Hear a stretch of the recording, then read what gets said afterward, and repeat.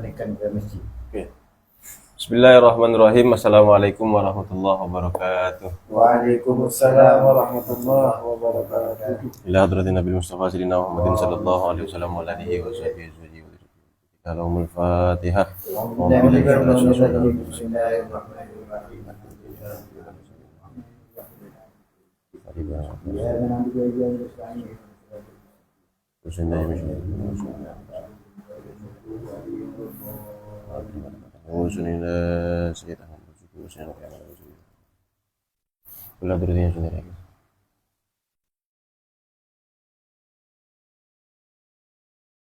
Wa furuhihim wa usulihim wa masyayikhihim ajma'in. Al-Fatihah. A'udzu billahi minasyaitonir rajim. Bismillahirrahmanirrahim. Alhamdulillahi rabbil alamin. Wa iyyaka nasta'in. Ihdinas siratal mustaqim, siratal ladzina an'amta 'alaihim ghairil maghdubi 'alaihim waladdallin. Alhamdulillahi rabbil alamin. Wassalatu wassalamu ala asrofil anbiya wal mursalin sayyidina Muhammadin nabil qasim amin wa ba'du. Rabbi shrah li sadri wa yassir li amri wahlul 'uqdatam min lisani yafqahu qawli. Allahumma arinal haqqa haqqan warzuqna ittiba'ahu, arinal batila batilan warzuqna ijtinabah. Radina billahi rabba wa bil islami dina wa bi sayyidina Muhammadin nabiyya wa rasula wa bil qur'ani imama. Amma ba'd. Bismillahirrahmanirrahim. Selamat malam kepada teman-teman rekan-rekan semua. Alhamdulillah di malam hari ini kita bisa melanjutkan rutinitas kita mengkaji tiga ilmu yang penting untuk kita ketahui, yakni ilmu tauhid atau ilmu akidah, kadang juga disebut ilmu kalam. Kemudian nanti yang kedua disusul dengan ilmu syariat atau fikih, dan yang terakhir adalah tasawuf atau akhlak. Nah, di season yang pertama ini kita akan membacakan terlebih dahulu terkait dengan ilmu tauhid ya. Bismillahirrahmanirrahim. Di sini kitab yang kita gunakan adalah kitab Nurud Dolam. Pembahasannya sudah sampai di bait ke-10. Wa jaizun bi fadlihi wa adlihi tarakul likulli mumkinin ka fi'lihi. Bismillahirrahmanirrahim. Qala al-mu'allifu rahimahullahu ta'ala bihi wa nafa'ana bihi wa bi ulumihi wa madari fi madadihi wa nuwarihi fid darin amin. Bismillahirrahmanirrahim.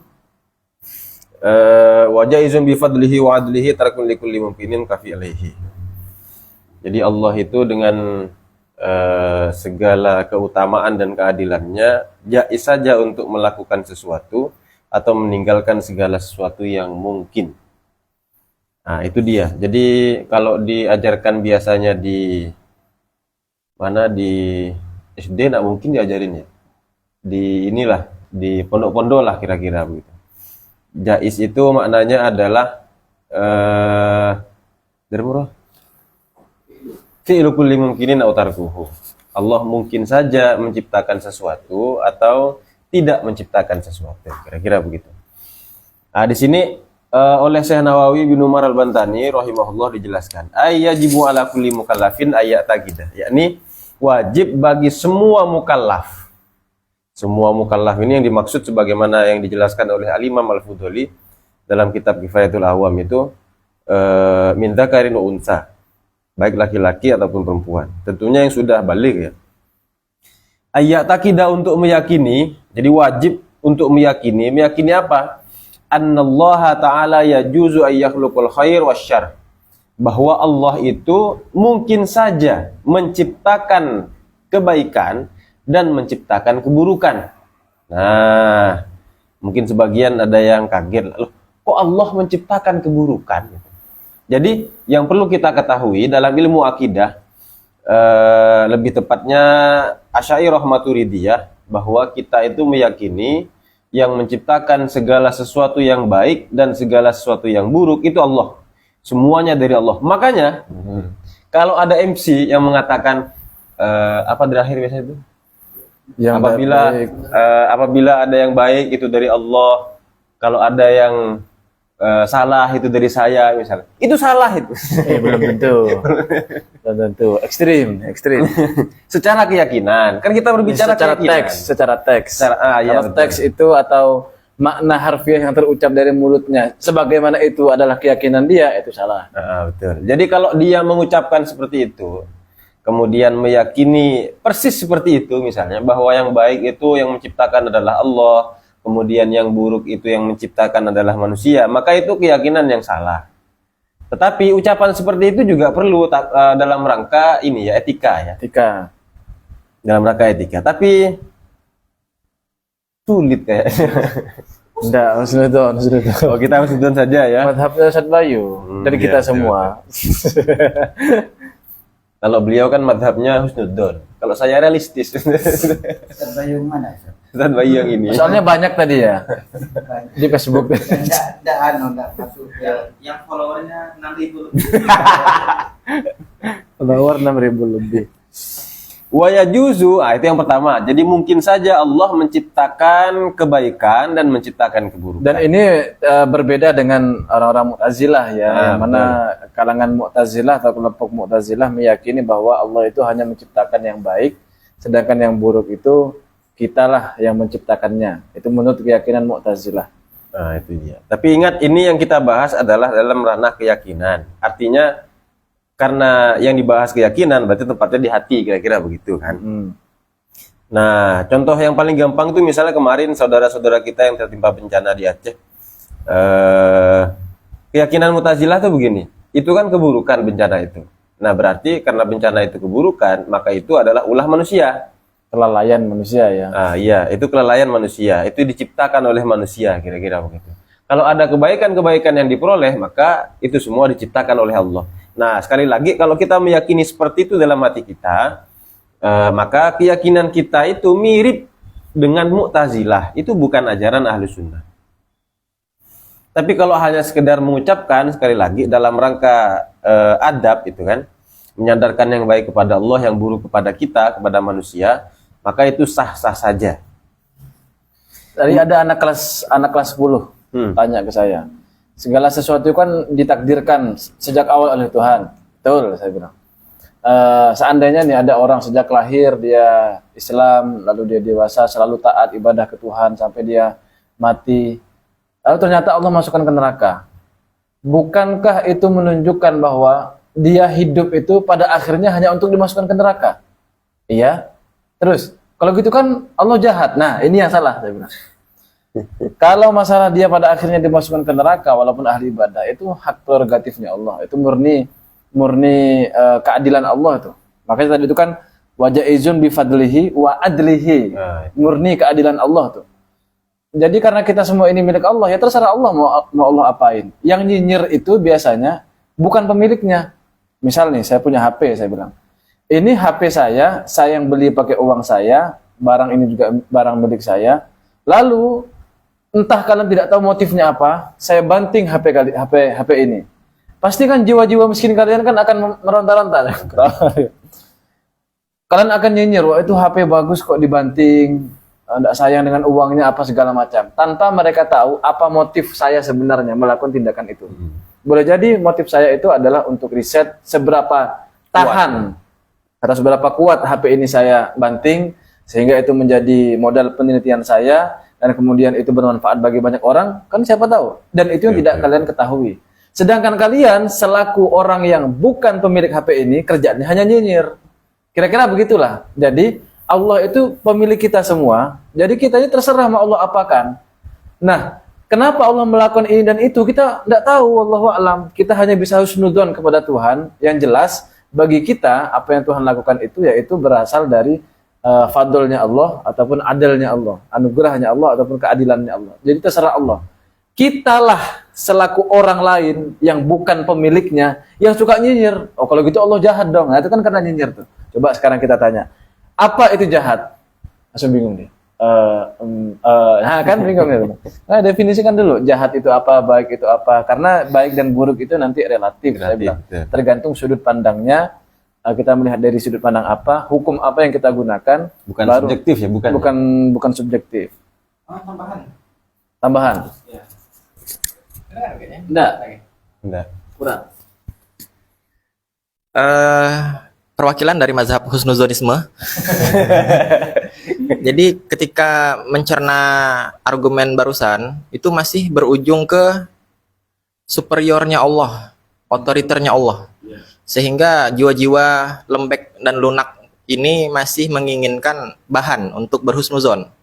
Sehingga wajar ulama-ulama kita sampai-sampai membawakan kisah-kisah yang mungkin tentu saja mudah-mudahan tidak khurafat, yaitu saking husnuzonnya dibawakanlah sebuah kisah yang mungkin pernah kita dengar, yang udah masuk neraka, ya kan? Oke, aku masuk neraka dengan semangat. Mungkin ini akhir kali aku bisa mentaati perintah Allah. Di Ihya itu. Nah, sehingga mungkin ada titik lemah itu yang perlu dibawakan, disajikan, sehingga makhluk-makhluk yang belum pernah sehusnuzon itu, brutalnya, husnuzonnya, bisa ngide untuk sehusnuzon. Oke lah, kalau emang aku ditakdirkan dari sejak awal melakukan amal maksiat dan endingnya masuk neraka, oke lah. Allah Maha Kaati, cuman aku masih nunggu nih. Masih ke sana ya. Aku masih nunggu nih. Ada Klimaksnya di situ ya. kayaknya belum final dah episode ini. Nah, jadi seperti itu. Masalahnya kan sejak awal dia udah bilang, toh endingnya, berarti sudah ending. Kalau masih ada lanjutan lagi, walaupun berkemungkinan waktu dia masuk neraka, lalu dia dimasukkan ke surga pada akhirnya. Karena husnudzon orang yang masuk neraka ini kepada Allah. Seperti biasa Lalu kalau udah ending ya. enggak, masih kayak kita di dimensi di mana ngira film itu udah habis Udah gitu. Kok yang punya episode skenario masih Kita mau kasih bikin. harapan baru lah ya. Jadi sebrutal itu ya kita husnuzon. Iya. Boleh. Ya, memang terkadang kita perlu membaca psikologi seseorang ya. Mungkin ada orang yang senang dengan ancaman-ancaman seperti tadi bahwa Allah itu maha perkasa, maha otoriter, tapi di sisi lain juga harus diimbangi dengan husnudzonnya tadi itu ya. Husnudzon kepada Allah bahwa Allah bagaimanapun tetap pengasih dan penyayang. Itu Ustaz Bayu. Dan punya sifat asmaul husna yang bernama Al-Halim. Oh, Oh, Al-Halim. Iya. Kenapa dengan Al-Halim? Barusan bahas tentang haji. Haknya itu Halim, hilm. Oh iya. Jimnya itu jurm, dosa. Jadi berkat halimnya Allah, berkat halimnya Allah. Dan ampunkanlah jurm kami, yaitu zambul kami. Nah, yang perlu saya tegaskan mula-mula di sini adalah ketika dikatakan mungkin saja bagi Allah melakukan sesuatu atau meninggalkan sesuatu, mungkin yang dimaksud di sini adalah dengan standar hukum akal. Yang pertama. Kemudian yang kedua, di sini Asy'ariyah Maturidiyah ketika mengatakan mungkin saja bagi Allah menciptakan keburukan dan kebaikan, termasuk juga persoalan tadi itu, bahwa ada orang hidup misalnya selama 60 tahun beribadah terus kemudian dimasukkan ke neraka. Itu apakah mungkin? Mungkin itu maksudnya secara justifikasi ya. Iya. Secara penilaian. Bahwa kenyataannya bagaimana? Wallahu a'lam. Itu terserah Allah itu. Yang jelas kita itu sudah harus mulai objektif bahkan dalam penilaian. Nah, dikiranya kalau dikatakan ada orang ahli ibadah nih misalnya 60 tahun, kemudian dia dimasukkan ke neraka. Kenyataannya nanti akan dimasukkan ke neraka misalnya. Pasti dan pasti begitu, enggak. Nah, Tidak demikian. Jadi kita harus menilai dengan tegas sejak awal bahwa hal itu sesuatu yang mungkin. Boleh jadi terjadi, boleh jadi tidak. ya kalau contoh yang sederhana mungkin saya sebagai guru yang baik, kemarin saya bilang begitu di Makarim tapi sebagai guru yang baik pernah tidak mukul kalian? Tidak pernah. Apakah hanya karena selama ini saya tidak pernah mukul kalian berarti saya tidak mampu untuk memukul kalian? Mampu. Iya, kalau bilang enggak saya pukul. Iya, jadi jangan dikira saya tidak melakukan itu lalu dianggap tidak mungkin Pak Adnan mukul. Jangan beranggapan begitu. Mungkin. Begitu juga ada orang ahli ibadah nih. Kenyataannya kalau sesuai syariat kan akan dimasukkan ke surga. Nah, akan dimasukkan ke surga itu bukan berarti Allah tidak mampu untuk memasukkan dia ke neraka. Mampu Allah itu, cuman tidak Allah lakukan. Kita dimasukkan ke surga itu karena fadlnya Allah tadi, anugerah dari Allah, bukan karena amal kita. Dan kalau ada orang yang dimasukkan ke neraka, bukan karena amalnya orang tersebut, tapi karena adilnya Allah. Oke. Kita lanjutin ya. Lanjut. Masih agak panjang nih. Wa yajuzu ay yakhluqal Islam fi Zaidin wal kufri fi Amrin. Kufro. Jadi mungkin saja Allah itu menciptakan Islam kepada Zaid dan kekafiran kepada Umar. Ini kalau mau diulas agak panjang ini. Misalnya ada orang yang sejak lahir dia itu berada di lingkungan non-muslim, keluarga non-muslim misalnya. Sampai nanti akhir kiamat, apakah dia akan dimasukkan ke neraka misalnya, itu agak panjang kalau mau dibahas. Tapi karena yang kita sampaikan ini adalah terkait dengan hukum, dengan jais itu kan, jaisnya Allah, sifat jaisnya Allah, maka kita perlu tekankan di sisi itunya saja, bahwa mungkin saja bagi Allah menciptakan Islam pada seseorang, Zaid misalnya, atau kekafiran pada Umar. Termasuk juga pada diri kita sebenarnya. Kayak sekarang ini kan, alhamdulillah kita masih dalam keadaan beriman, berislam gitu kan. Itu nikmat yang besar sekali sebenarnya. Kita lahir sudah di lingkungan orang-orang Islam, tiba-tiba sudah beriman, orang tua dan lingkungan mensupport untuk masuk ke pesantren sehingga bisa lebih memperkuat iman lagi, itu sudah sangat luar biasa sekali nikmat dari Allah. Nah, dan sifat jais ini juga bisa membuat kita lebih mawas diri. Lebih berhati-hati. Oke, sekarang saya muslim misalnya, saya beriman kepada Allah. Boleh jadi misalnya di akhir hayat, naudzubillah, mudah-mudahan enggak ya. Tuhan Yesus mati misalnya gitu kan. Ya, kayak kalau dikaitkan dengan cerita 2 minggu yang lalu, karena minggu kemarin libur. Iblis sudah prestasinya sebesar itu dan sebanyak itu, tiba-tiba hanya gara-gara satu dosa, lalu hilanglah semua prestasinya itu. Yang dijuluki abid, yang zahid, yang muttaqi, yang dijuluki Azazil dan seterusnya. Ternyata menjadi menjadi sosok yang jauh dari Tuhan karena berputus asa dari rahmatnya Tuhan. Nah, itu ya. Jadi untuk hati-hati saja. Sekarang saya Islam, dia tidak. Boleh jadi nanti sebaliknya. Sekarang dia itu bermaksiat misalnya. Kita taat. Boleh jadi sebaliknya di masa yang akan datang. Allah alam, kita nggak tahu. Nah, dari sisi itu kemudian kita nggak bisa memastikan. Kita perlu bedakan 2 dimensi ketika menilai satu perkara. Pertama di dimensi tauhid, kemudian yang kedua dimensi syariat. Jadi kalau ada orang nyolong, jelas-jelas ini dengan ada bukti dan seterusnya, maka kita akan katakan dia bersalah, dia berdosa. Jelas harus tegas di situ. Jangan kemudian pakai kacamata yang berbeda.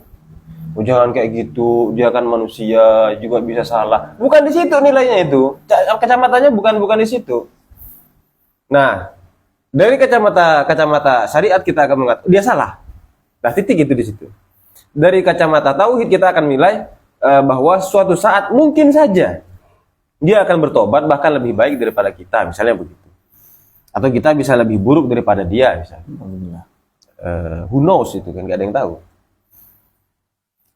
Kemudian wala ilma fi ahadihima, menciptakan ilmu pada salah satunya, wal jahl fil akhar, menciptakan kebodohan pada yang lain. Itu mungkin saja.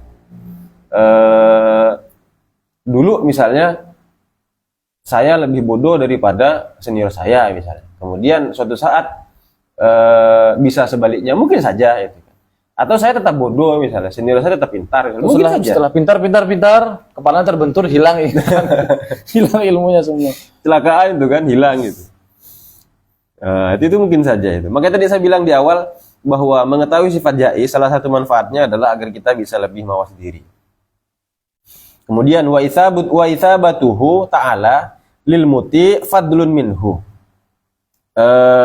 Dan Allah menetapkan anugerah pada yang taat, wa iqabuhu lil asi adlun minhu, dan menetapkan siksa kepada pelaku maksiat adalah sebentuk keadilannya. Jadi kalau Allah memberikan anugerah kepada orang yang taat, kalau kepada orang yang taat Allah memberikan pahala itu, sementara mungkin saja juga Allah itu memberikan siksa kepada orang yang bermaksiat, dan itu semua berdasarkan keadilannya. Jadi adil itu ya fa'alul lima yurid kan ya, terserah Allah itu.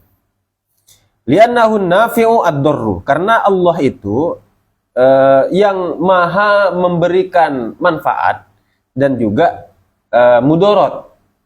Artinya dalam bahasa yang lebih sederhana, hanya Allah lah yang bisa memberikan manfaat dan juga bisa memberikan mudarat. Bukan amal, Apalagi diri kita misalnya. Jadi kita ini tidak punya af'al sama sekali. Makanya tadi kalimatnya itu menarik itu. Untuk orang yang taat, jika dia mendapatkan pahala itu bukan karena amalnya, tapi karena fadlnya Allah. Betul. Untuk orang yang bermaksiat, dia mendapatkan dosa bukan karena amalnya, tapi karena adilnya Allah. Karena amal, baik itu yang taat tadi ataupun maksiat, itu tidak berdampak apapun, sebagaimana keyakinan kita dalam pembahasan sifat wahdaniyah itu ya. Jadi itu semua Allah semua yang memberikan dengan fadl, anugerah ya, dan juga adil, keadilan Allah. Oke, kemudian wa inna ma hadat ta'ah wal ma'asi alamatun hadhihi, oh ya betul. Wa inna ma hadhihi ta'ah wal ma'asi alamatun ala anna Allah ta'ala yuthibu yu'aqibu man ittasafa bihima. Nah, hanya saja ketaatan dan kemaksiatan ini adalah tanda. Diingat itu. Alamatun ialah tanda ala anna Allah ta'ala yuthibu wa yu'aqibu yaqibu. Yu'aqibu. Wa yu'aqibu man ittasafa bihima. Bahwa Allah itu akan memberikan pahala dan juga siksa kepada orang-orang yang disifati dengan keduanya. Maksudnya yang disifati dengan kebaikan atau keburukan. Jadi tanda bahwa Allah akan memberikan kita pahala adalah kita dibuat taat. Atau Allah membuat kita itu taat, mentakdirkan kita itu taat. Sementara tanda bahwa Allah akan memberikan kita dosa adalah kita melakukan kemaksiatan. Itu hanya tanda saja ya. Hanya tanda alamat saja itu. Ya, boleh jadi alamatnya sudah tidak ada, tapi rumahnya tetap di situ. Atau kebalikannya, alamatnya masih ada, cuman rumahnya tidak di situ. Namanya alamat tuh bisa hilang. Itu juga termasuk bisa kita jadikan sebagai rumus untuk membaca takdir Tuhan. Saya alamat saya di KTP itu Jalan Ahmad Yani nomor 05A di depan. Iya. Alamatnya. Tinggalnya di sini. Tapi tinggalnya di sini.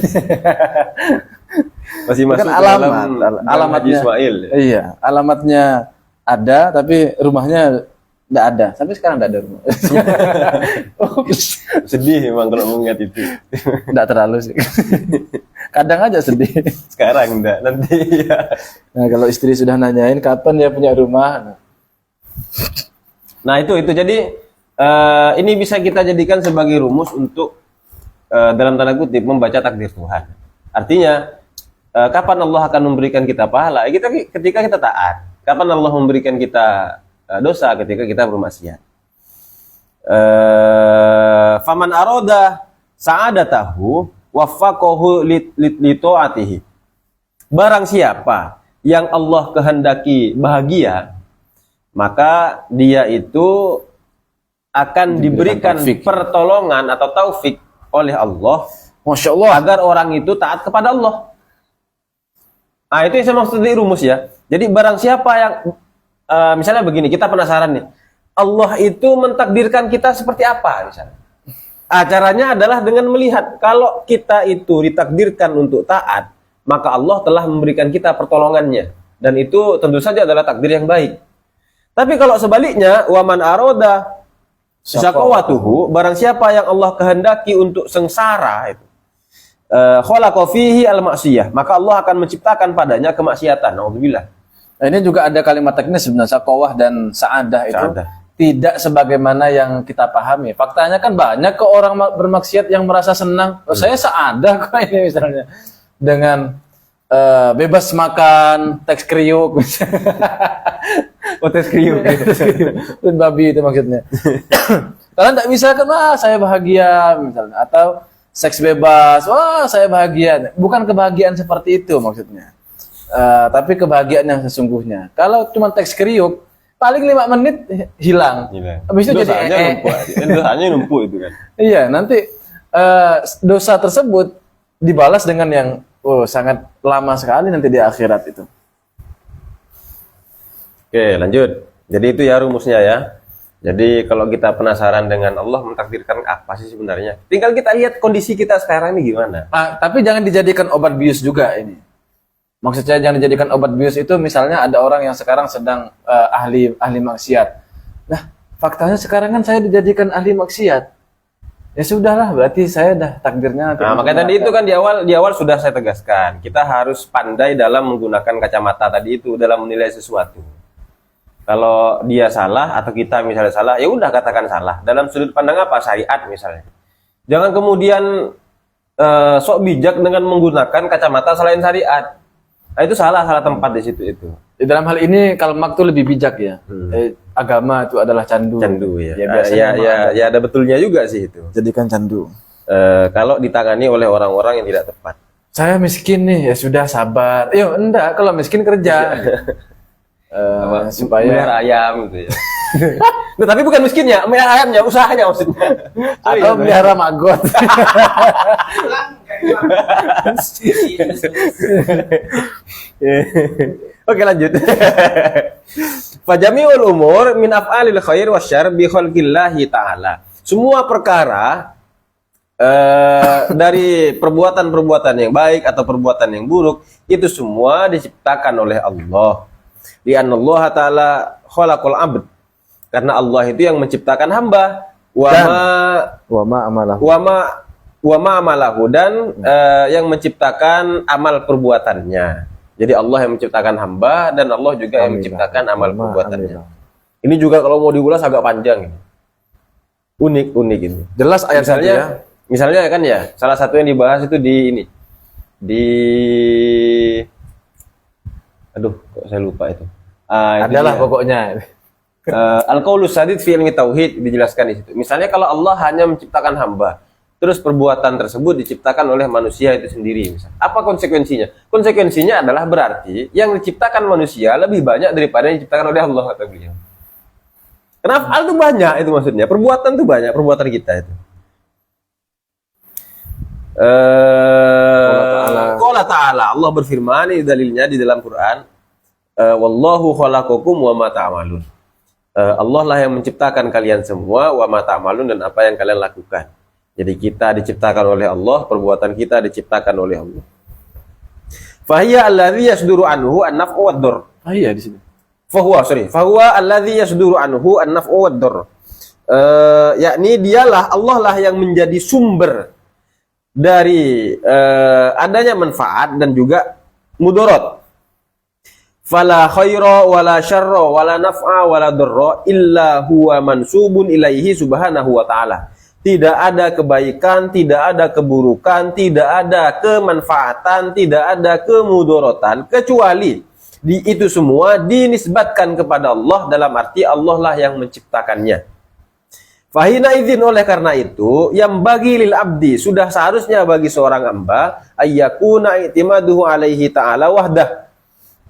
Untuk hanya bergantung kepada Allah saja. Karena semuanya diciptakan oleh Allah. Contoh paling gampang tuh gini, kemarin ketika ngaji itu saya ngasih contoh ke anak-anak itu. Kalau kalian sakit, menurut kalian dalam perspektif kalian, kira-kira kalian itu lebih merasa tenang ketika kalian ada di rumah ditangani dengan orang yang tidak ahli atau di rumah sakit.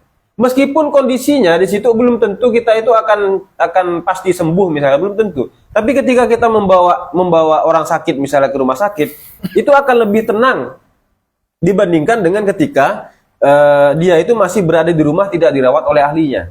Nah, kita ini sekarang ini dalam tanda kutip sedang dirawat oleh ahlinya. Oleh siapa? Oleh Allah itu. Rabbul Alamin ya, yang merawat, yang maha mengetahui, maha menghendaki, maha menciptakan itu. Itu penalaran yang sepertinya cukup sederhana. Makanya karena semuanya ini diciptakan oleh Allah, sudah seharusnya kita itu bersandar kepadanya, bergantung kepadanya.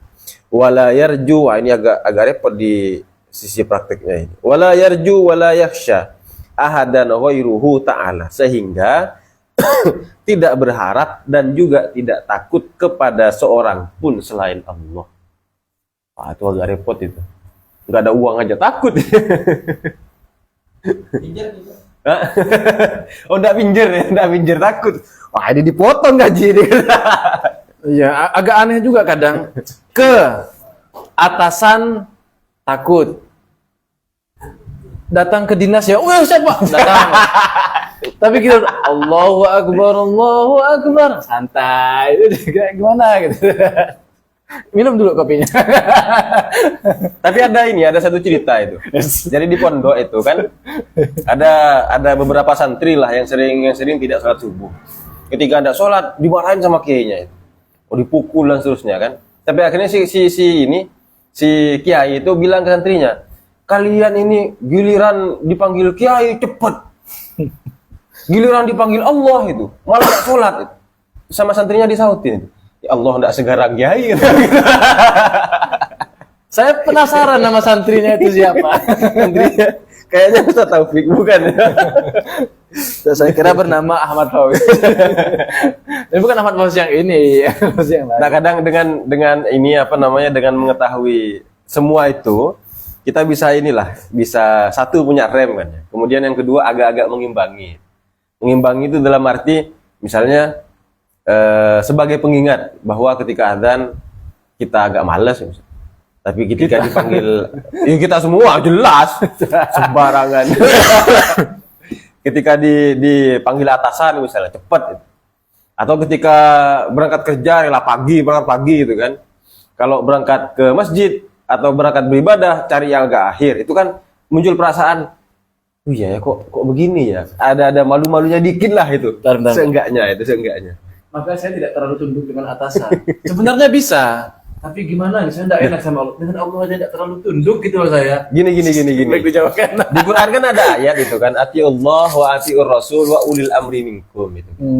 Ulil amri itu berarti kan muqayyad, syarat dan ketentuan berlaku. Kalau atasannya itu benar, maka harus kita ikuti. Seolah-olah Anda bersikap Anda tersinggung. Padahal saya nyinggung diri saya Loh, sendiri. bukan. Saya menyinggung orang-orang yang ini. Yang ya adalah pokoknya. Datang jam 45. Saya biarin gitu.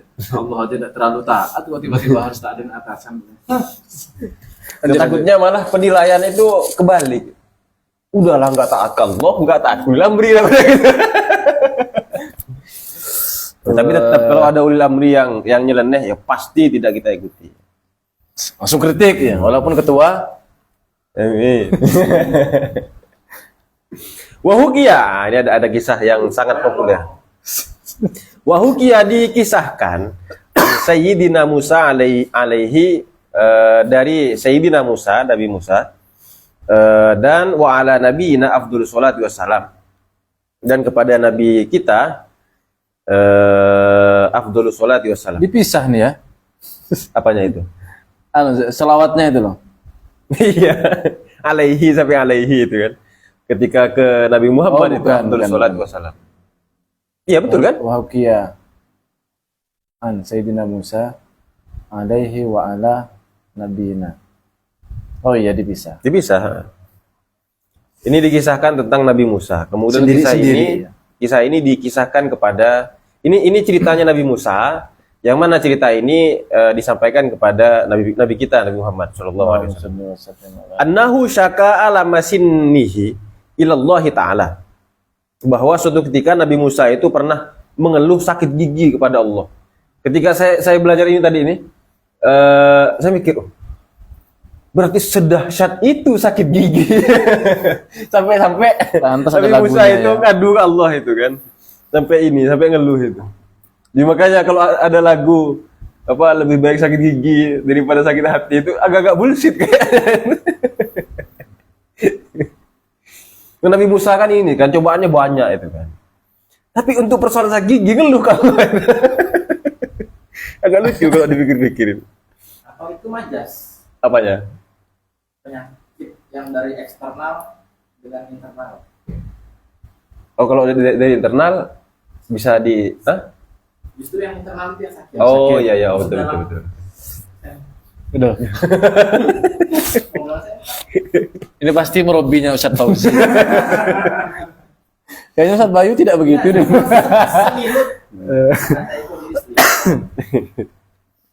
Oke, suatu ketika Nabi Musa sakit gigi, kemudian mengeluh kepada Allah. Lebih tepatnya mengadu lah. Ya Allah, gitu. Iya. Kayak Kiki Allah. Kemudian Nabi Musa itu bilang kepada Allah, Allah yang berfirman kepada Nabi Musa, khudz al-hasyisyata al-fulaniyah. Ambillah rumput anu ya, fulaniyah itu ya. Yang Tahu kita saya. nggak tahu, yang kita nggak tahu ininya apa namanya, jenis Tanaman rumput, apa? tanaman yang diambil itu apa. Herbal lah katakan begitulah Iya. kalau sekarang.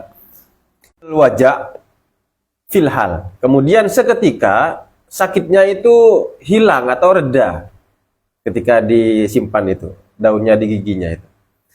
Thumma ba'da muddatin ada. Dzalika al-waja'. Thumma ba'da muddatin, lalu beberapa waktu kemudian ada dzalika al-waja'. Sakitnya itu kambuh lagi, datang lagi. Fa'akhadhatil kal hasyisyah. Kemudian Nabi Musa inisiatif nih. Oh, tadi ketika ngambil daun tempelkan ke gigi sembuh itu. Diambillah daun itu, rumput itu, wa wada'aha ala sinihi. Kemudian rumput itu diletakkan ke giginya. Fazada al-waja' ad'afa makana. Justru ketika dikasihkan daun tersebut ke giginya, malah tambah parah. Fazada al-waja' itu bertambah ininya, sakitnya itu. Fastaghotha ilallahi ta'ala. Kemudian ketika udah ini kan makin parah itu sakitnya, beliau memohon kepada Allah itu. Istighosah tuh ya. Ya, istighosah ya. Fastaghotha ilallahi ta'ala. Lalu Nabi Musa memohon kepada Allah. Faqala, Nabi Musa bilang kepada Allah, Ilahi, ya Rabbi, alasta amartani bihadza. Bukankah engkau telah memerintahkan aku melakukan ini? Sebelumnya itu wadalatani alaihi, dan engkau memberikan petunjuk kepadanya, kepada rumput itu yang maksudnya. Jadi pakailah rumput itu kira-kira sesuai dengan petunjuk sebelumnya. Faqala ta'ala, lalu Allah berfirman, ya Musa, wahai Musa, ana syafi, akulah zat yang menyembuhkan, wa anal muafi, dan aku juga yang memberikan kesehatan, wa anad dor, aku yang memberikan mudarat, bahaya, wa anan nafi', dan aku yang memberikan manfaat. Qasattani fil marratil ula, engkau itu di awal-awal tadi bermaksud kepadaku. Ketika sakit mengeluh di awal-awal itu dikasih petunjuk sama Allah, ngambil rumput ditempelkan giginya sembuh. Nah itu Nabi Musa sedang bermaksud kepada Allah, maksudnya meminta kepada Allah kira-kira. Fa'azal tu marodoka, lalu aku hilangkan sakitmu, sakit gigimu itu. Wal'an, sekarang ini qasattal hasyisah wa ma qasattani, kamu itu lebih bermaksud kepada rumput tadi, bukan kepadaku. Seolah-olah dokter Allah itu sudah bilang ya, jika sakit berlanjut hubungi dokter. Ya dokternya Allah dalam hal ini kan Allah yang menyembuhkan. Ya pakailah rumput ini. Jika sakit berlanjut hubungi dokter. Pakai pertama sembuh, kedua kalinya, loh kok masih sakit? Akhirnya bilang, Ilahi tadi. Kamu tidak merujuk ke, tidak merujuk ke saya. Ya, kalau ini rujuk ke asalnya saya kan berarti ya. ini Jika sakit kalau berlanjut, ijtihad terus ini. Nah kira-kira begitu. Tapi saya pernah mengalami begini ini. Saya beli obat namanya Itratit, Itrabat namanya. 14.000 tuh obat batuk, sangat manjur sekali. Baru 2 kali saya minum langsung sembuh. 14.000 teman-teman, murah dan enak, tidak perlu minum air putih, soalnya rasa-rasa mentol. Oh. Dua kali sembuh, dah. 2 bulan atau berapa bulan berikutnya saya batuk lagi. Obat tuh masih ada.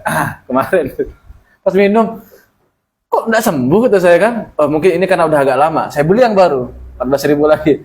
Nah, cuma 14.000 kata saya. Beli minum, tidak sembuh juga. Lalu saya istighfar, astagfirullahaladzim. Kok saya bermaksud ke sini kata saya. Harusnya saya bermaksudnya tuh ke Allah. Memang beda ahli tauhid ya. Beda-beda. Belum selesai filmnya. Gimana? Sembuh nggak? Setelah istighfar. Setelah istighfar tidak langsung sembuh juga. Di situ perbedaan antara wali dengan bukan. Ya, antara nabi dengan bukan ya.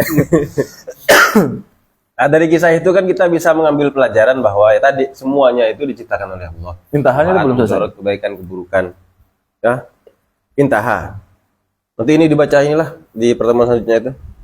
Ulama Faraqun Nazim itu. Ada catatan kakek itu Nggak ada. dari mana? Sebenarnya saya ada. Dari mana? Auradahu Ar-Razi fi Mafatihul Ghaib. Oh. Jadi cerita ini dinukil dari kitab Mafatihul Ghaib yang ditulis oleh Imam Fakhruddin Ar-Razi. Walaupun saya masih agak janggal sih dengan cerita ini. Janggalnya saya, masa Nabi sempat bermaksud kepada sesuatu kan? Enggak, kalau saya lihat Yusuf dan juga Nabi Musa. Tapi ketika saya melihat teks ini, tepatnya pada kalimat bihada, Bukan. Wadadal tani alaihi. Jadi karena sejak awal Allah sudah ngasih petunjuk gitu ya. Iya. Jadi Nabi Musa itu langsung husnudzon. Pasti ini. Iya. Lebih ke sana arahnya. Jadi hilanglah kemudian asumsi bahwa kok Nabi Musa bergantung kepada rumput Awal saya atau bergantung kepada obat. aneh begitu. Bukan indah itu kayaknya. Sekelas Nabi. Ya. Bukan indah.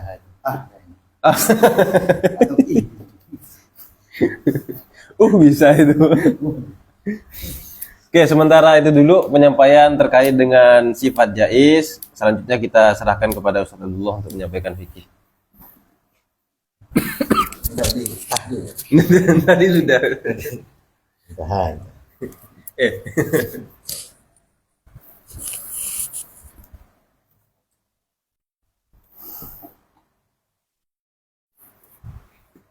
Bismillahirrahmanirrahim.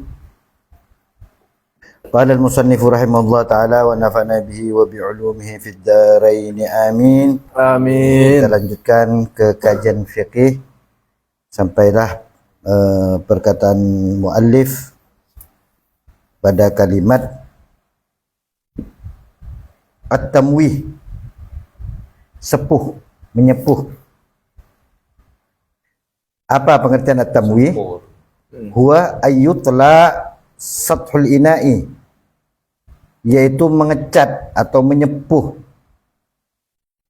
permukaan ina, benda, maksudnya dalam kurung zahiruhu, maksudnya luarnya. Jadi dicat atau disepuh luar sesuatu benda, disepuh dengan bidhahabin aw fiddatin.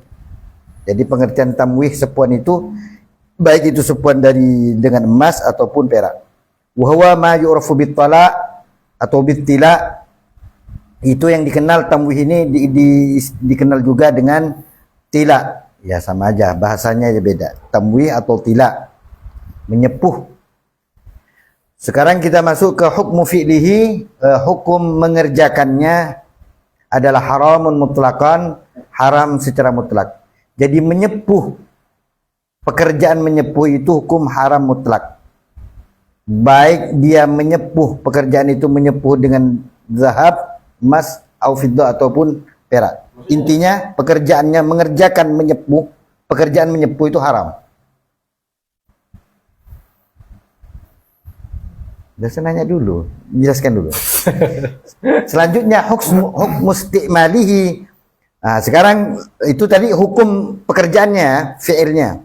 Sekarang hukmu istimali, hukum menggunakan sepuhan dari emas atau perak itu fihi tafsil, ada tafsir. Ini mungkin ditanya sampeannya. Ya. Satu, idza kana la yatahallalu minhu syai'un ay la yatahassalu bil ardi 'ala an-nari. Jika sepuhan itu tidak meleleh, la yatahassal, tidak terdapat, bil arad, dengan sepuhan itu dihadapkan atau dipanaskan ke api, kemudian dia tidak meleleh. Wa dzalika idza kana raqiqan, tentunya hal itu terjadi, sepuhan itu kalau dipanaskan ke api tidak meleleh, itu tentunya wa dzalika idza kana raqiqan, kalau sepuhannya itu tipis, maka dia tidak meleleh. Jadi kalau sepuhan, tafsirnya itu satu, kalau sepuhannya itu, jika sepuhannya itu dipanaskan ke api dia tidak meleleh, berarti sepuhannya itu tipis atau halus. Maka hukumnya ada halla mutlaqan lirrijal wan nisa. Maka hukum sepuhan itu, hukum memakai sepuhan itu halal secara mutlak, baik untuk laki-laki ataupun dan perempuan. Kalau tipis tidak masalah, gitu intinya. Ini ukur tipis itu berarti kalau dibakar tidak meleleh apa gitu? Iya, bukan dibakar ya. Ya arad al-nar itu ya dibakar lah, dipanaskan ke api. Saya pun belum mengalami.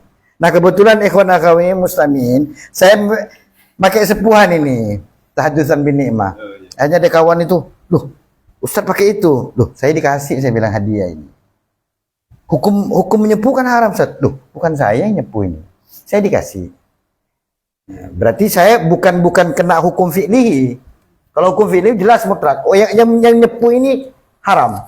Coba dilihat kalau sepuhan cari di internet. Sepuhan sekarang itu apakah itu nyepuhnya memang pakai emas atau sesuatu yang berwarna emas? Coba cari. Yang pakai emas pasti ada lah. Ya pasti ada. Yang makanya dibahas. Enggak kalau modelan-modelan sekarang tuh. Coba lihat. Lanjut Ustaz. Lanjut dulu. Atau dibakar dulu. Siapa? Sayanya dibakar. Bentar ya. Jadi kita harus pilih-pilih nih. Cari. Beda ya, hukum mengerjakan pekerjaannya itu haram secara mutlak. Maksudnya menyepuh itu haram. Jadi sesepuh enggak? Ini yang kedua ini adalah hukum memakainya. Nah, memakainya lihat kalau dia tipis, tandanya apa? Alamahnya bahasa tadi itu.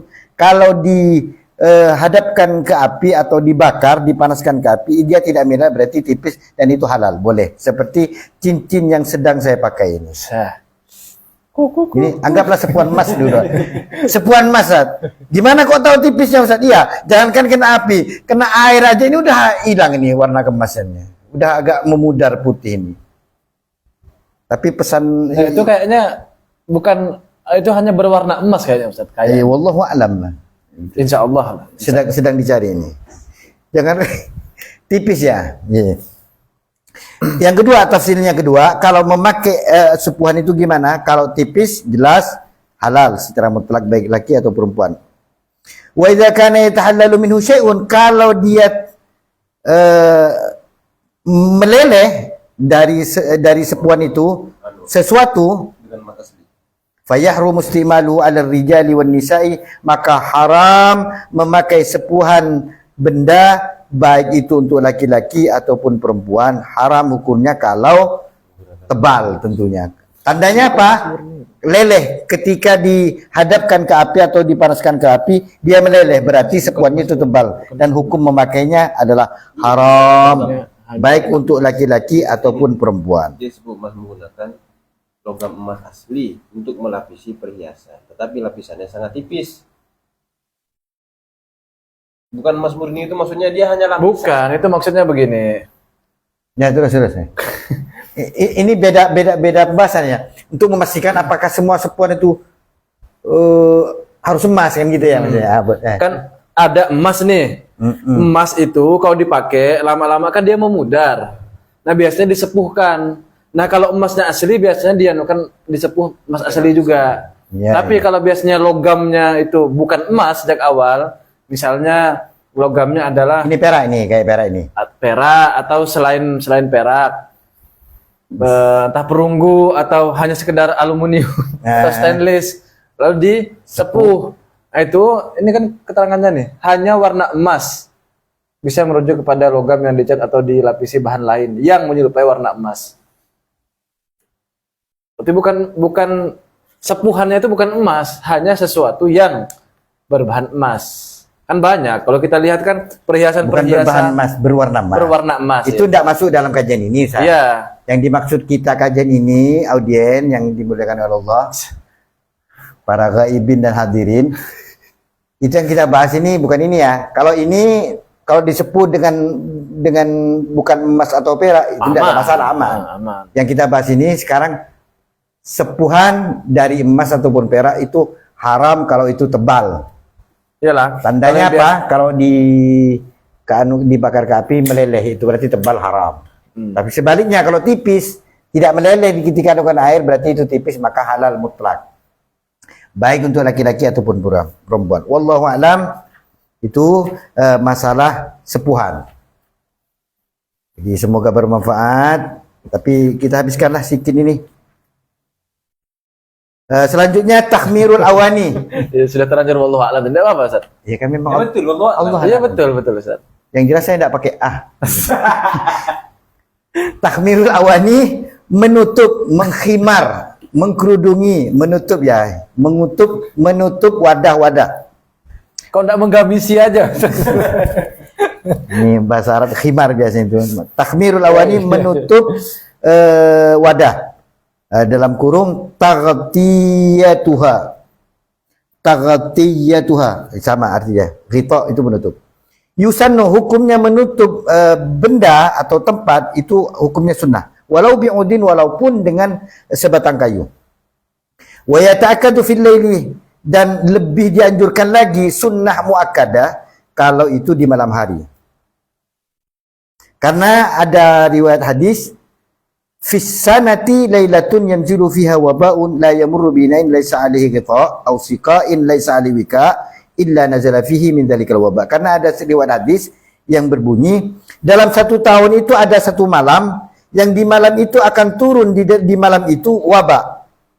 Maka tidak melewati malam itu di satu wadah yang tidak ada tutupnya, ataupun tempat air minum yang tidak ada tutupnya, kecuali wabah itu akan turun masuk ke dalam wadah tersebut atau tempat air minum tersebut. Min zalikal wabah itu akan masuk ke dalamnya. Karena ada hadis ini sehingga lebih dikuatkan sunnah muakkadah kalau itu terjadinya adanya wadah itu di malam hari. Wasarraha ba'dhum, ada yang menjelaskan sebagian para ulama, bistirati tasmiyati ma'at taghniyati idza kana bi'ud. Kalau itu tutupnya hanya sebatang kayu atau sekarang ini pen atau lidi, tidak menyeluruh gitu, bukan tutup gelas atau apa, hanya ada ini, maka supaya tidak makruh dibarengi dengan tasmiyah. Contoh ini kan malam ini lebih disunahkan Bismillahirrahmanirrahim. Itu contohnya. Kalau malam hari lebih mudah. Gampang Siang sekali sunnah ini ya. Ya. Gampang sunnah ini. Ya, sunnah sangat gampang. Cuman prakteknya yang agak kadang disepelekan. Bismillahirrahmanirrahim. Nih, saya praktek langsung set kopi saya. Ini malam hari juga. Nya kuat gak tuh? Hadis riwayat Imam Muslim, kalau di sini ada keterangan. Lompat kali. Ada di situ, Ustaz. Ada kejelasannya, ada catatan kaki. Satu itu akhrajahu Muslim fi kitabi al-usyribah bab al-amr bi taqiyatil ina wa ika istiqa. Udah jelas ya hadis riwayat. Jelas. Kama qala sahibu Sofwatiz Zubat, sebagaimana yang telah dikatakan oleh pengarang kitab Sofwatiz Zubat, wa yustahabbu fil awani taghtiyah walau bi'udin hutta fawqa al-aniyah, dan disunnahkan di dalam wadah itu menutup walaupun dengan sebatang kayu yang ditutupkan di atas wadah. Jadi intinya, ma'asyiral muslimin wal muslimat, rijal dan nisa, disunnahkan bagi siapapun untuk menutup wadah dengan tutup yang sempurna tentunya. Kalaupun tidak ada, tetap disunnahkan walaupun hanya ada sebatang pen, sebatang kayu, sebatang lidi dan sebagainya. Lebih disunahkan lagi, lebih besar pahalanya lagi kalau terjadinya di malam hari. Karena hadis tersebut yang sudah disebutkan. Supaya tidak makruh ketika meletakkan penutup yang berupa kayu itu, kita barengi dengan ma'at tasmiyah. Bismillahirrahmanirrahim. Dah. Wallahu alam bisawab. Semoga bermanfaat bagi Al-Faqir pribadi dan ma'asyiral muslimin pada umumnya. Kita lanjutkan ke kajian tasawuf. Ini Allah alam betul ini ya. Belum dikit lagi. Biasa. Faedah, Biasa, ya, ada biasa. faedah. Oh ya. Karena ini mubazir untuk dilewatkan.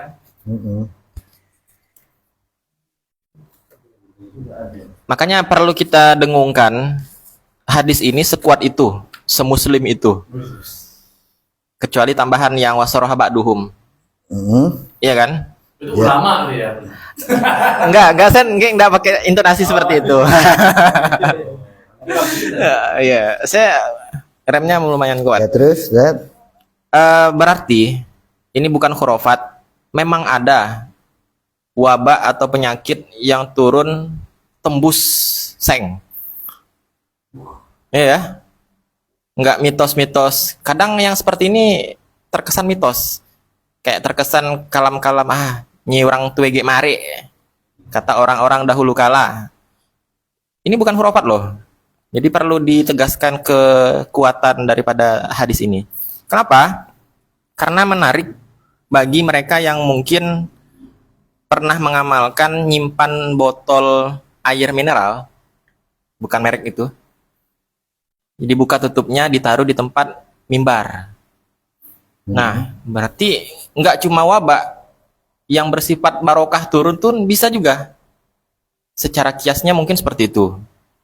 Kalau mau dipikir-pikir, di atas ada atap masjid, Mau dari mana rahmatnya turun? Ya kan? Mau belok-belok. Ya, sesimpel itu.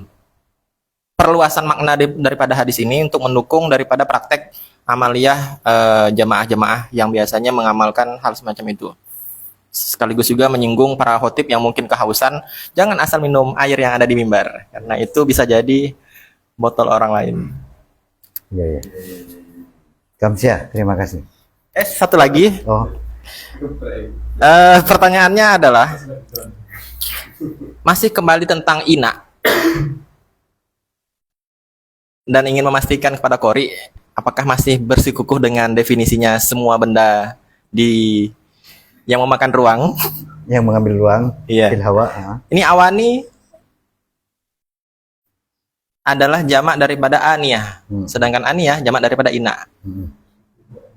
Iya kan? Jamul jawame, iya kan? Hmm. Setuju ya? Setuju. Setuju. Sekarang di sini ada konteks takhtiyatuha, menutup. Nah, kalau kacamata mau ditutup, apakah kalimat ini betul gitu? Sehingga ina tuh tetap ke kacamata. Betul, tetap betul kacamata dan sebagainya, tetap kategorinya ina Ustaz. Cuman ini kan disesuaikan pembahasan. Wes. Kalau kita mau bahas air, tidak mungkinlah kacamata itu dibilang sebagai ina, ya tentunya jeding atau gelas. Loh, kalau sepuhan, ya tentunya cincin. Enggak mungkin, bukan tidak mungkin, tetap mungkin. Gelas disepuh bisa, tapi kan lebih umumnya cincin gitu maksudnya. Ustaz. Tetap menurut saya bersikukuh dengan ina itu yang mengambil farag dalam hawa. Tetap kategori ina, apapun bendanya itu. Nah gitu. Ustaz. Sebagai perbandingan kita perlu nyari anus ya untuk mengcounter ini. Jadi kita bikin lain yang bahas tentang aniyah juga. Karena ada definisi yang lebih. Untuk pihak penanya gitu bahwa kalau kacamata itu bukan masuk aniyah, silakan dari antum Ustaz. Untuk Jadi kita kalau membantah beliau dari Paus Fikri. Karena justru dengan teks ini sudah membantah daripada keumuman cakupan definisi tersebut kalau emang mau diumum-umumkan. Iya kan? Ini sudah mengerucut sekali ke arah yang namanya wadah. Sewadah itu. bahkan cincin pun termasuk wadah di dalam bab sepuhan atau gelas atau tempat air minum. Kenapa kacamata tidak dibahas ya? Karena bukan pembahasannya itu. Walaupun kacamata itu sendiri tetap dalam kategori ina. Dan di sini pun belum belum menyebutkan cincin. Ya, tapi kemungkinannya besarnya gitu. Dan lebih jauh lagi tidak menyebutkan kacamata, Ustaz. Kan gitu. Lebih jauh. Karena Anda disebutkan, ya seperti itu. Ya, ya. Tetap saya bersikukuh awani itu adalah annya jamak dari ina. Gitu aja ya. Sepuan. Bukan. Bismillahirrahmanirrahim. Langsung dipotong. Kita akan melanjutkan kajian kitab Minhajul Abidin ila Jannati Rabbil Alamin karya Al-Imam Abu Hamid Muhammad bin Muhammad Al-Ghazali At-Tusi Asy-Syafi'i atau yang lebih dikenal dengan Imam Al-Ghazali. Imam Al-Ghazali. Kan dia. Nah, saya pegang kitab Sirajut Thalibin ini yang merupakan syarahnya, yang mana Sirajut Thalibin ini ditulis oleh Syekh Ihsan Jampas di kitab saya halaman 149. Pada pertemuan yang lalu telah kita bahas tentang biografinya iblis dan juga sekilas ceritanya Bal'am bin Ba'ura, yang mana kedua makhluk tersebut adalah orang yang pada mulanya sangat dimuliakan, orang yang memiliki derajat yang sangat tinggi, bahkan tidak kaleng-kaleng, akan tetapi hanya gara-gara satu dosa yang ternyata dosa itu memiliki snowball effect atau efek bola salju. Bola kecil dari salju kemudian kita lemparkan, menggelinding makin besar, kira-kira seperti itulah efek daripada snowball effect itu atau efek bola salju. Demikian pula dosa kecil ini akan mengakibatkan satu titik hitam di dalam hati, yang mana satu titik hitam itu membuka peluang untuk kita melakukan dosa besar yang lain dan begitu seterusnya, sehingga ini menjadi peringatan oleh Imam Al-Ghazali agar kita tidak menunda-nunda taubat. Kata Imam Ghazali, bahayanya tidak segera taubat itu dua, kemarin sudah kita bahas, ini sekedar mereview ya. Yang pertama adalah dengan kalau kita menunda-nunda taubat, maka gelapnya hati akan semakin menumpuk. Karena tadi itu ya, satu dosa kecil membuat kita terpancing untuk berbuat dosa yang lain, terus makin besar, makin besar, makin besar. Sehingga karena dosanya makin besar, lama-kelamaan itu menjadi jati diri, menjadi watak kita. Alhamdulillah. Sehingga karena sudah menjadi watak, tidak bisa dihapus. Bahaya pertama. Bahaya yang kedua, kalau tidak segera bertaubat, kata Imam Al-Ghazali, maka tiba-tiba nanti akan datang satu penyakit atau tiba-tiba datang kematian. Kalau kita sakit lalu kita disibukkan untuk berobat sehingga kita tidak menemukan waktu yang bisa membuat kita sibuk untuk mendekatkan diri kepada Allah, untuk bertobat kepada Allah. Walhasil naudzubillah mati dalam keadaan masih banyak dosa. Untuk itu kata Imam Ghazali kemarin, segeralah bertobat, jangan jadi seperti iblis dan Bal'am bin Ba'ura yang mana mereka itu halikina abadal abadin. Titik, kemarin sampai di situ. Sekarang lanjutannya. Bismillahirrahmanirrahim. Qalal musannifu rahimahullahu taala wa nafa'ana bihi wa bi ulumihi wa madanna bi madadihi wa anwarihi fid dharain amin. Fa alaika rahimakallahu. Maka bagimu carilah rahmatnya Allah Subhanahu wa taala. Dengan cara seperti apa? Bitayaqudzi wal juhdi. Dengan cara kita harus waspada dengan penuh kesadaran. Tayaqudz ini berarti kita sadar, kalau kita lihat di sarahnya agak puitis, agak bagus kalimatnya, yakni bangun dari nina bobo kelalaian. Nah, kira-kira begitu. Soalnya di sini kalimatnya adalah min naumil ghaflah. Kita terjaga dari tidur kelalaian. Ya, kalau bahasa saya tadi itu, kita harus bangun dari nina bobo kelalaian. Itu yang disebut kita sadar. Oh, ini lalai terus ya. Oh, kita sadar gitu. Itu salah satu cara untuk mencari rahmatnya Allah. Wal juhud, dan juga berusaha. Jim ha dal itu bersungguh-sungguh artinya. Kalau jihad berarti bersungguh-sungguh dengan fisik, berperang itu misalnya, itu jihad kan namanya. Itu bersungguh-sungguh dengan fisik. Kalau ijtihad berarti bersungguh-sungguh dengan pikiran. Ini gimana solusinya ini? Carikan problem solvingnya, pemecahan masalahnya. Cari ayatnya, cari hadisnya, riset sana sini, kemudian dapatlah satu kesimpulan hukum. Itu namanya ijtihad, bersungguh-sungguh dengan pikiran. Ada juga mujahadah, bersungguh-sungguh dengan hati, dengan jiwa. Yang mendekatkan diri kepada Allah Subhanahu wa taala dari satu akar kata yang sama, yakni jim, ha, dan dal. Berusaha. Dengan dua cara ini kita mendekatkan diri kepada rahmatnya Allah, yakni yang pertama harus ada kesadaran, dan yang kedua adalah harus berupaya semaksimal mungkin dan berupaya dengan usaha yang totalitas. Asa, semoga dengan hal tersebut antakla'a min qalbika, akan tercerabut dari hatimu apa yang tercerabut, irqahadal israfi, yakni akar dari desakan keinginan untuk berbuat dosa, seolah-olah mau berbuat dosa itu ada sesuatu yang mendesak, ayo buat dosa. Nah, mudah-mudahan dengan kesadaran dan juga dengan berusaha akan tercerabut keinginan itu, dan juga wa tukhallisu rokbataka min hadhil auzar, dan juga membersihkan apa tadi? Tayaqud dan juhud itu, yakni waspada dan juga berusaha itu membersihkan pada tubuh zahir dan batin. Ternyata rukbah di situ adalah tubuh zahir dan batin min hadhil auzar, dari dosa-dosa tersebut atau dari dosa-dosa ini. Wala ta'man, jangan kamu merasa aman. Qaswatal qalbi, pada kerasnya hati, minadz dzunub, yang disebabkan oleh dosa-dosa. Wa ta'amal halaka, dan renungilah kondisimu sendiri, kira-kira begitu.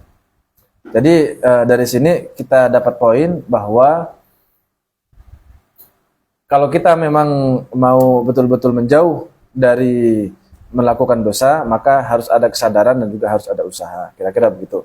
Falaqad qala ba'dus sholihin, sebagian para ulama yang mana mereka adalah para solihin, orang-orang yang soleh, telah berkata, memberikan wejangan, inna sawadal qalbi minadz-dzunub. Sesungguhnya menggelapnya hati itu karena dosa-dosa. Hati menjadi gelap, artinya gelap di situ adalah ketiadaan cahaya. Maksud saya takut tersinggung yang gelap-gelap. Maksudnya tidak ada cahaya di sana. Itu diakibatkan oleh dosa. Wa alamatu sawadil qalbi, adapun alamat atau tanda dari gelapnya hati adalah alla tajida minadz-dzunubi mafza'an. Engkau tidak akan lagi mendapati dosa-dosa itu rasa takut. Jadi kita tidak lagi merasa takut untuk melakukan dosa. Cuma dosa ini aja, cuma dosa ini aja gitu. Sesekali tidak apa-apa lah, besok lagi begitu. Tidak ada rasa takut sama sekali untuk berbuat dosa. Itu ciri yang pertama. Ciri yang kedua, walalit ta'ati mauqi'an, dan tidak ada lagi ketaatan yang mampu untuk dilakukan. Tidak ada kemampuan, tidak ada kekuatan untuk melakukan ketaatan. Itu yang kedua. Kemudian yang ketiga, walalil mau'idati manja'an, tidak ada lagi bekas, tidak ada lagi yang masuk ke dalam hati, tidak ada lagi gunanya mau'idatul hasanah. Nasihat-nasihat. Saya mikir-mikir ya, enggak kok kita masih mau dinasehati. Udah, tapi saya pikir-pikir lagi, sebentar. Sebenarnya kita ini mau dinasehati atau sebenarnya kita mau dengan nasihat yang cocok untuk kita? Terkadang setelah saya pikir-pikir lagi, kita itu ketika minta nasihat atau diberi nasihat, kita hanya menerima pembenarannya, bukan menerima kebenarannya. Kayak misalnya tabligh akbar, ceramah misalnya, cara tabligh akbar lah, yang dihadiri oleh banyak orang. Apakah tidak ada di situ mau'idhah hasanah? Ada, mau'idhatul hasanahnya ada. Kemudian ditanyakan biasa sama penceramah itu, betul tidak? Betul. Senang kan orang-orang itu. Nah, itu setelah saya pikir-pikir, biasanya orang-orang itu senang bukan karena nasihat itu untuk dirinya, tapi nasihat itu cocok untuk dirinya untuk menyindir orang gitu. Coba dianukan, kita renungkan. Sehingga dibayangkan ucapan kiai sekarang ini cocok untuk saya potong menjadi SW atau status WhatsApp yang itu saya gunakan untuk menyindir orang. Jadi mau'idatul hasanahnya itu bukan untuk diri kita sendiri, tetapi kita gunakan untuk menyerang orang lain. Kalau kita sering seperti itu, naudzubillah, boleh jadi kita adalah ciri, naudzubillah ini, ciri orang yang hatinya sudah mulai gelap ya, tidak ada cahaya. Ngeri ya. Coba kalau langsung disinggung betulan kita. Apa misalnya? Kalau ngaji yang semangat, enggak perlulah ada panggungnya misalnya gitu. Kalau ada yang tersinggung, kan betul itu kan. Kalau ada yang tersinggung, berarti tidak cocok untuk dia. Nasihat atau mau'idatul hasanah tidak masuk berarti. Agak mengkhawatirkan ya. Mungkin kita termasuk ini karena kita Kalau begitu kok kayaknya standarnya itu ngeper. Gimana? Ini kan pembacaan saya. Iya. Berarti kan dengan begitu tidak ada satupun di antara kita yang berhak untuk memberikan nasihat apapun. Nggak gitu maksud saya. Yang perlu dipertegas. Oh, jadi kan gini, ini kan tadi salah satu ciri yang ketiga ini, orang itu hatinya keras adalah mau'idatul hasanah itu atau nasihat-nasihat yang baik itu tidak masuk ke dia, tidak membekas ke hatinya. Kayaknya tidak juga lah, kata saya kan awalnya saya membela diri. Bentar, setelah saya pikir-pikir, ternyata saya tetap menerima nasihat, tapi nasihat yang cocok untuk saya gunakan menyindir orang lain, bukan untuk diri saya sendiri, gitu loh. Bukan berarti kemudian kita tidak boleh menasihati orang, tentu saja boleh. Kita tetap harus watawasobil haqqi, watawasobil sobar, kan begitu, harus saling berwasiat tentang kebenaran. Menasihati dengan cara menyindir. Boleh. Nah, itu yang saya maksud ini harus dipertegas. Soalnya kalau sudah masuk ke wilayah tasawuf, itu terkadang kita memahaminya itu agak abu-abu. Ya memang begitu. Karena kan banyak jebakan-jebakan Makanya- kan. ya, makanya dengan begitu ada sisi-sisi yang perlu kita tegakkan agar tidak menjadi orang yang bijak prematur gitu. Ya, langsung saja misalnya dari penjelasan saya tadi ada yang Anda anggap sebagai bijak prematur. Bukan. Takutnya. Tawaran, Tadi kan pembacaan saya, bukan dari Imam Ghazali tadi itu ya. iya. Pembacaan saya. Sedikit pendapat benang merah. Tawaran itu mengarah ke lagi-lagi dimensi. Ada dimensi penonton, ada dimensi pelaku. Teori dimensi. Karena kayak bertentangan padahal beda. Beda konteks, beda dimensi. Yang antum bahas lebih ke pelakunya, Pelakunya. suuzon ke diri sendiri. Nah, kalau yang Ustaz Ahmad Fauzi tawarkan lebih ke Pembicaranya. husnuzon ke orang lain. Maksudnya belum paham, saya belum paham. Ya, ibaratnya ketika ada orang yang melakukan membagi sebuah caption ceramah, Mm. berarti kita lagi menilai.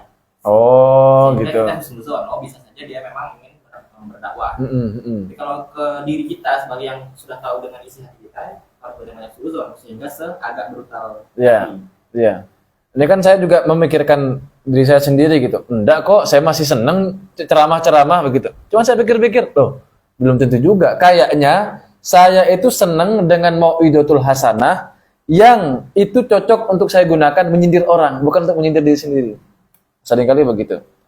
Walhasil kita ini semuanya, kok kita ya, kayak mau menuduh semua orang jadinya. Kebanyakan kita gitu aja lah. Kebanyakan kita ini pendosa yang pilih-pilih gitu saja. Hanya karena dosa itu cocok kepada kita bela, kita carikan dalil. Kalau dosa itu tidak cocok untuk kita, segera kita serang. Biasanya kan begitu. Itu quote-nya Jalaluddin Rumi sebenarnya. Jadi kita ini pendosa yang tebang pilih sebenarnya. Dapat insight baru tambahan di malam ini, yaitu selain kubu husnuzonisme ini giat mendengungkan husnuzon, cuman dalam kasus ini perlu juga didengungkan suuzon ke diri sendiri. Oh iya. Ya. Husnudzon ke orang lain, suudzon ke diri sendiri. Dan perlu kreativisme. Kalau nggak kreatif kita nggak bisa loh sesuuzon sejauh itu dengan diri kita. Iya. Menarik. Itu teori baru dari Ustadz Bayu, sudah berkembang mazhabnya sedikit. Sehingga jangan dijadikan suuzon ke orang lain. Iya. Itu penekanannya. Ya itulah. Kebanyakan kita begitu, Kayak suka mengkaji Alamatul tertukar. Munafik, ya kan? Hah? Alamatul Munafik itu sangat lezat sekali untuk Menyerang orang. Iya, padahal itu harusnya untuk diri sendiri. Kalau kata guru saya tuh gini, kenapa ya kita itu ketika membaca kuliah ayyuhal kafir, orang kafir Mekah ini, boleh jadi kita yang dimaksud ya, gitu katanya. Ketika melihat ayat azab, melihat siksa neraka, ancaman-ancaman, kenapa kita tuh dalam pikiran kita terbayangkan itu orang lain. Kenapa kok enggak ke diri sendiri? Boleh jadi sebenarnya yang dimaksud ayat itu adalah kita. Lanjut ya. Nih. Walatas Bisa tanggapi itu. Hah? Bisa tanggapi. Walatas tahkiron minaz dzunubi syai'an. Jangan kamu menganggap sepele, jangan menganggap rendah dari dosa-dosa itu walaupun syai'an. Walaupun satu hal yang remeh, yang kecil. Dosanya dosa kecil. Nah, ini kembali ke pernyataan kita beberapa minggu yang lalu. Bukan pernyataan saya sih, tapi pernyataan guru saya. Ya ini bukan seberapa besar atau seberapa kecil dosanya, tapi kepada siapa berbuat dosa itu. Fatasiba nafsaka taiban. Lalu jangan kamu merendah tadi itu ya. Jangan kamu menganggap rendah dosa-dosa kecil itu. Lalu, ini fatasiba nafsaka taiban. Lalu kamu merasa dirimu sebagai orang yang sudah bertaubat. Wa anta musyrun 'alal kabair. Padahal engkau atau sedangkan engkau itu masih berbuat dosa-dosa yang bahkan dosa-dosa besar. Nah, jadi terkadang kita merasa diri kita sudah bertaubat padahal belum. Falaqad balaghuna an Kahmas bin Hasan, sungguh telah menyampaikan kepada kami dari Kahmas bin Al-Hasan annahu qol, yang mana Kahmas bin Hasan ini berkata bahwa adnabtu dzamban. Pernah satu ketika saya ini berbuat satu dosa. Fa ana abki alaihi, kemudian saya menangis kepada Allah. Bentar Ustaz, itu syarah Ustaz ya?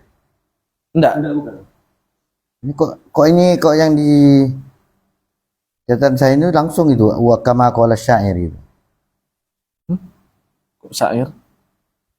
Langsung kama qala syair la tahqiranna minadz dzunubi aqallaha.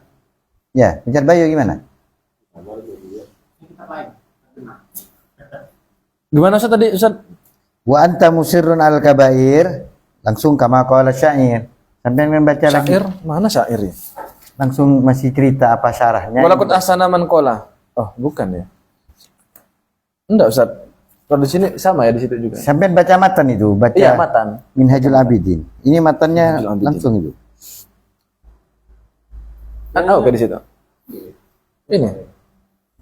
Falaqad balaguna an Kahmas bin Nggak ada Hasan itu. annahu qala adanabtu dzamban fa ana Nggak abki ada itu, alaihi mundu arba'ina sanatan. Oh, itu selanjutnya. Berarti sampai tidak ada kama qala syair. Iya.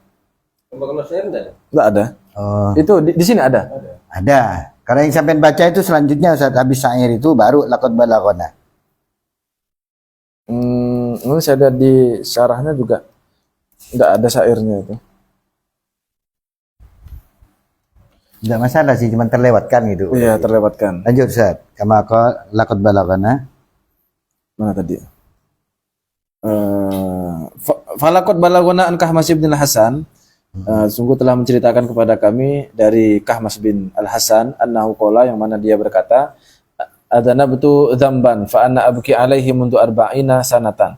Suatu ketika saya melakukan satu dosa, kemudian saya menangis di hadapan Allah Subhanahu wa taala selama 40 tahun. Gara-gara satu dosa nih 40 tahun. Kila, kemudian ditanya dia itu oleh salah seorang sahabatnya, "Ma huwa ya Aba Abdillah?" Dosa apa yang sudah kamu perbuat itu wahai Abu Abdillah? Ini julukan dari atau lakob ya. Kunyah dari Kahmas bin Al-Hasan. Qala, kemudian Kahmas bin Al-Hasan menjawab, "Zaroni akhun li fillah." Suatu ketika ada saudaraku seagama, akhun fillah, itu berkunjung kepadaku. Fastaro itu lahu samakan, lalu aku membeli ikan. Fa'akala, maka dimakanlah ikan itu. Tsumma qumtu ila haitin. Kemudian saya pergi ke satu tembok atau kebun ya, mungkin kalau diterjemah kebun ya. Di kebun yang itu adalah milik tetanggaku. Fa akhadtu minhu qit'atitinin. Kemudian aku di sana mengambil sepotong tanah, fa ghusala biha yadahu, dan dengan tanah itu aku membasuh tangan tamuku tadi itu. Jadi di sini dosanya adalah gara-gara Kahmas bin Al-Hasan itu mengambil tanah tadi, segenggam tanah, kira-kira begitulah. Segenggam tanah yang itu digunakan untuk mencuci tangan tamunya itu. Tidak tahu ya di rumahnya apa tidak ada tanah ya di halaman rumahnya. Tidak tahu lah ya mungkin dulu juga tanah itu berfungsi ya, tanah tertentu ya berfungsi sebagai sabun lah kalau seperti sekarang untuk menghilangkan bau amisnya itu. Nah, kemudian fanakis nafsaka wasibha wasan. Oh, ini udah beda. Sampai situ berarti ceritanya ya. Berarti di sini dosanya itu sebenarnya bisa dikatakan sepele, tapi karena ini berhubungan dengan orang, ya hukukul adami ini berarti agak susah kalau orang tersebut tidak menghalalkan. Ya sampai 40 tahun ini menangis ke hadapan Allah Subhanahu wa taala, tapi dosa-dosanya belum juga atau tak kunjung untuk dihilangkan oleh Allah sampai 40 tahun tuh. Fanakis nafsaka wasibha wasari ila taubati. Maka bertanyalah kamu atau berdebatlah kamu pada dirimu sendiri.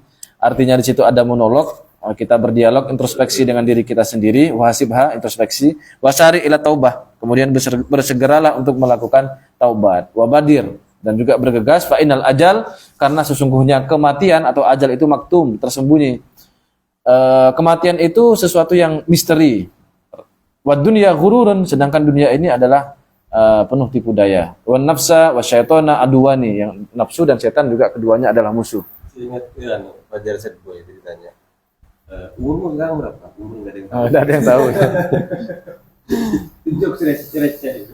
Wa tadarru ila Allah Subhanahu wa taala, dan juga merendahlah kepada Allah Subhanahu wa taala, wabtahil ilahi, dan juga memohonlah kepada Allah Subhanahu wa taala. Lalu ada cerita menarik ini di sarahnya sekarang nih.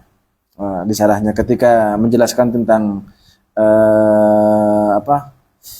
ciri-cirinya hati yang gelap. Ada satu cerita di sini. Menarik ceritanya ini. Mana?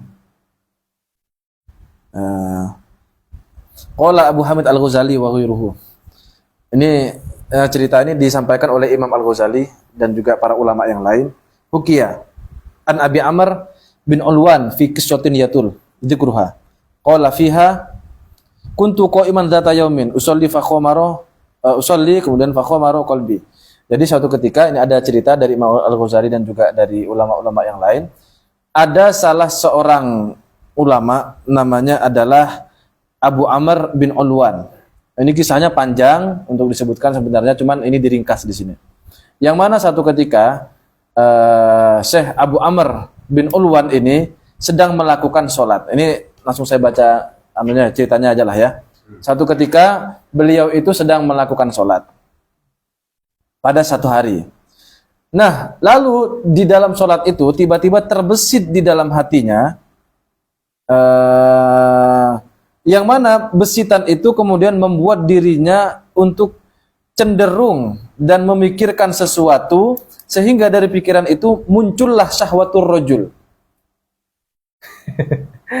Ya, dulu kalau bahasa guru saya itu bahkan agak vulgar tuh, karena tujuannya memang menyindir.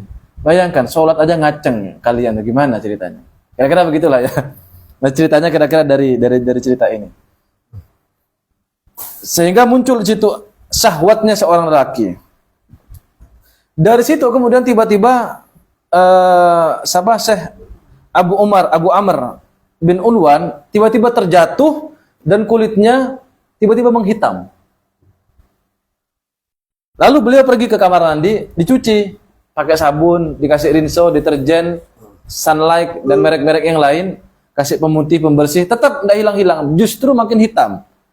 Akhirnya karena malu, selama 3 hari sembunyi dia. Berhari-hari disikat, coba lagi kamar mandi, dibersihkan lagi. Nggak hilang-hilang juga, bahkan makin hitam. Sampai 3 hari, tiba-tiba hilang. Nah, kemudian beliau mendapatkan petunjuk dari gurunya, yakni Abul Qasim Al-Junaid, radhiyallahu an. Dari gurunya beliau suruh datang sini. Kira-kira ini beda kota ya, sini ke Pontianak lah kira-kira. Datang dipanggil gurunya, baru ketemu langsung ditanya oleh gurunya, kamu apa ndak malu? Kamu lagi di hadapan Allah, tapi kamu malah mikirkan sesuatu yang tidak pantas. Lagi sholat ngaceng, kira-kira gitulah kasarannya. Kamu beruntung katanya, kamu beruntung. Yang hitam pada saat kamu sholat di hadapan Allah itu, kamu kira-kira berdiri di hadapan Allah, kamu sedang berada di hadapan Allah. Yang hitam itu fisik kamu, itu cenderung mudah dihilangkan. Saya tahu pada saat kamu kulitnya itu menghitam itu, lalu saya bertaubat atas namamu. Jadi itu hilang tuh bukan karena taubatnya Syekh Abu Amr bin Ulwan tadi itu, bukan, tapi karena ditaubati atau dikodoin lah sama gurunya itu, yakni Imam Abul Qasim Al-Junaid. Bertaubat atas nama Syekh Abu Amr tadi itu. Taubat akhirnya hilang. Kamu apa tidak malu katanya, di hadapan Allah kok begitu? Masih untung yang hitam itu kulit tubuh bagian luarmu, bukan bagian hatimu. Jadi dari sini kita, sebelum saya lanjutkan, seandainya satu dosa itu bisa muncul secara zahir, pasti kita malu. Sebagaimana yang dialami oleh Syekh Abu Amr bin Ulwan ini. Bayangkan, misalnya satu dosa, dulu kata Pak Dubir itu, bayangkan satu dosa yang kita lakukan mengakibatkan muncul satu bisul di wajah. Dosa lagi muncul lagi bisul.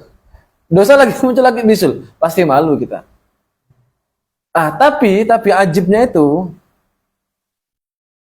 hitamnya ini atau bisul-bisulnya itu tidak muncul di wajah, tidak muncul di permukaan, di tubuh zahir kita, tapi muncul di hati. Sehingga kita tidak sadar. Karena tidak sadar, celakanya pede aja terus berbuat dosa terus.